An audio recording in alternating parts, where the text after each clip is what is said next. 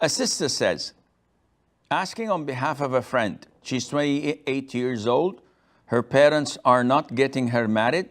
Father is not interested and not even a bit bothered about her future and has no plans for her. Mother is worried, but she says it's not in her hand, and how would she do it all alone?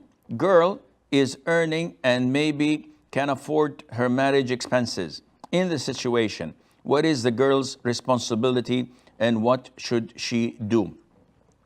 This question has a number of areas intermingled together. First of all, the issue of finding the right suitor. And from culture to culture, this differs. In India and Pakistan and elsewhere, that is the girl's family, look for a potential suitor. So they knock on people's doors, telling them that your son is a graduate, your son is an employee, your son is a potential person for marriage, so why don't you consider our daughter? And they look into it and how it goes. In normal cases, this is not the case. In Arabia and elsewhere, a woman is honored and she is sought after, not the other way around.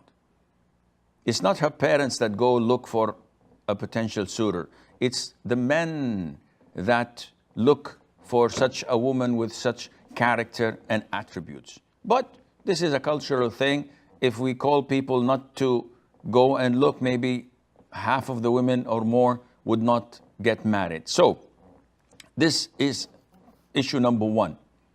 If the father is not willing to look and the mother says that she's helpless and she cannot do it on her own, you can, or your friend can ask relatives. So she has female cousins, she has aunts, she has acquaintances. So she spreads the words that, listen, I'm 28 years of age, I have a job and I'm financially stable. I'm looking for the right husband. So my knight in shining armor, I'm okay if he drives a Corolla Toyota. No problem. It doesn't have to be a white horse. I'm okay if his income is below mid class. I'm okay if he's not that handsome, but he has to be at least practicing, praying in masjid, etc. And they look around, and then, inshallah, things would escalate and develop. There is nothing wrong in also registering your name without putting your photo or your direct number.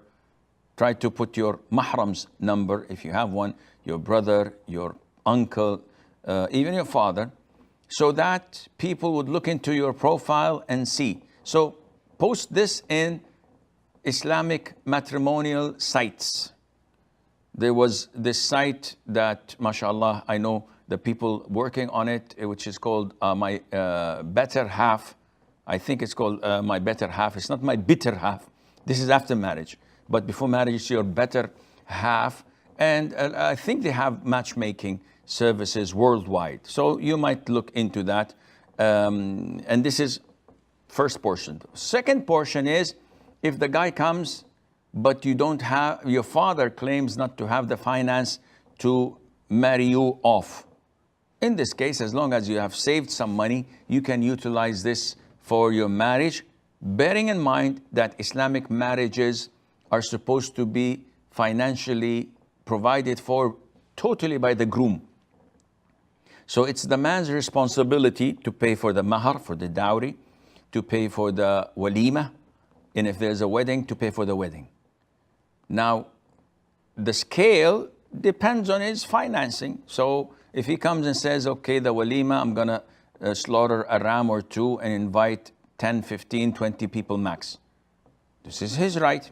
If he says, I don't want to make a wedding in a hotel room or in a hotel hall or somewhere fancy, this is his right.